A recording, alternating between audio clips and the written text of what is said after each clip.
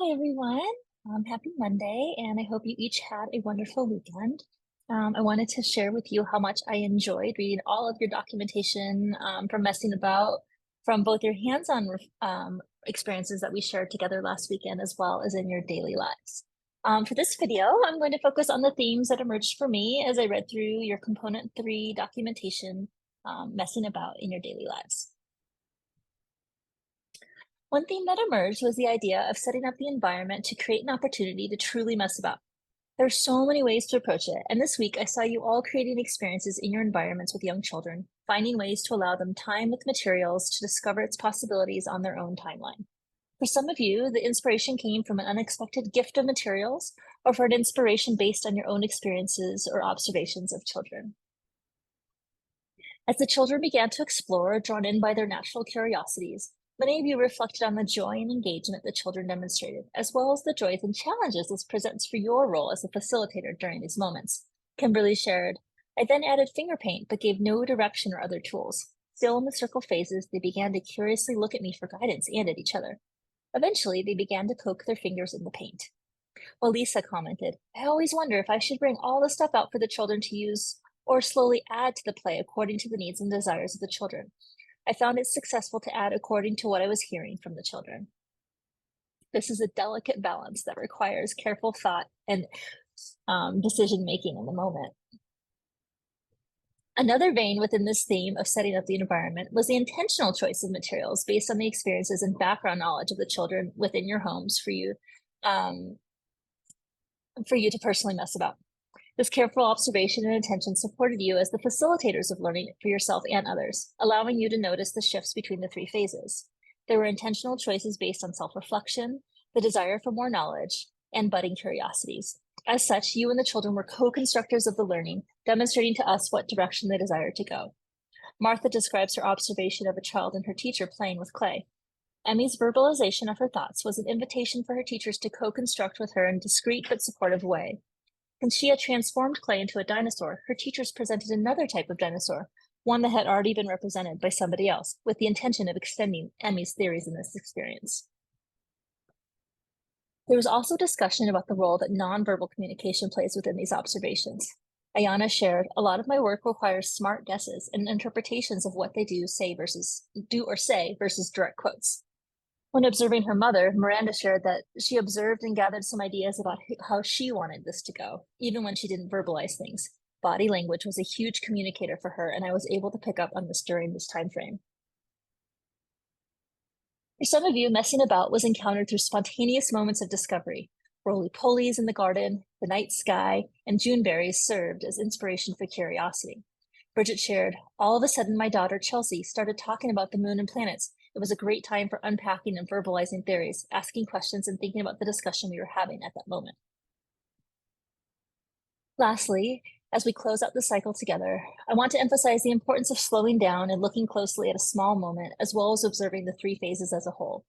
In some experiences, students won't engage in all 3 phases, and that's okay. We can use this framework to unpack what we are observing and then plan our next steps accordingly, whether to encourage them to go to another phase or to dive deeper into their current phase.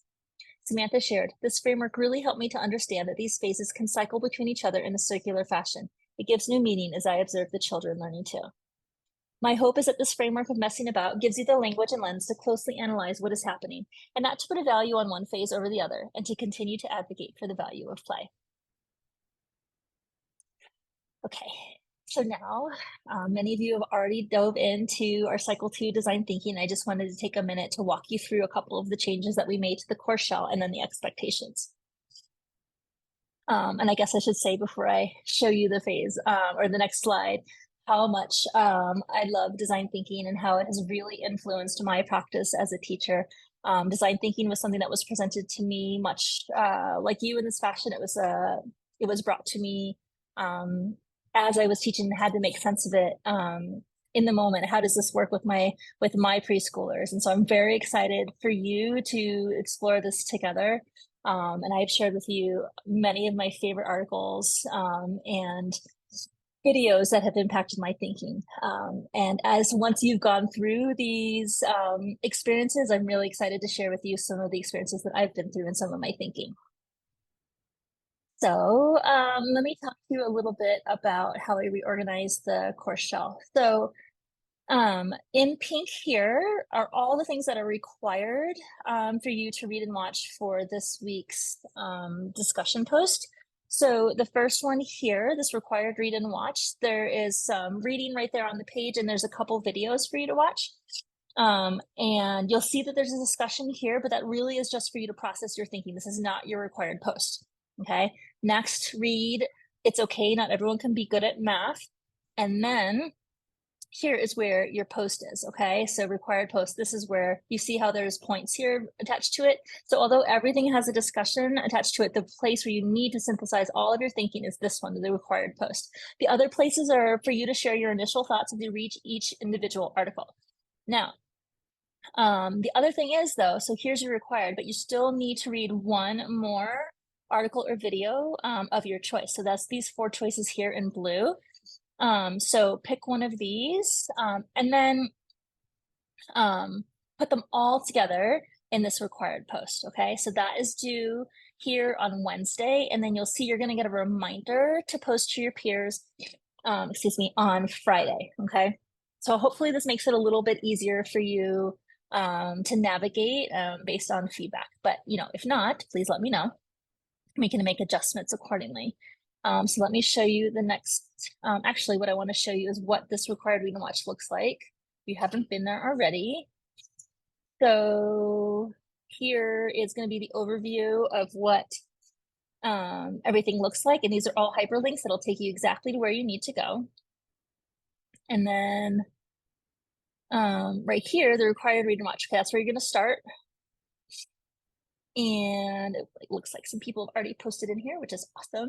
Okay, so here is some basic introduction into design thinking and the different way it presents itself. Here are 2 videos that you need to watch. This is one produced by Alex on design thinking, which I know you're going to enjoy.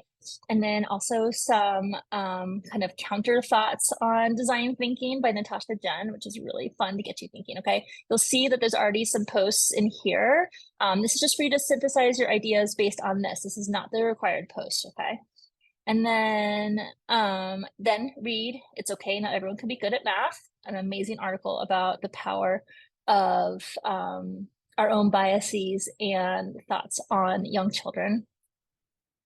And then here is where you're going to post, okay? And you're going to see that it's group discussion, okay? So it's going to take you to your own spot, all right? Based on your groups. But before you do that, pick one of these 4 to read.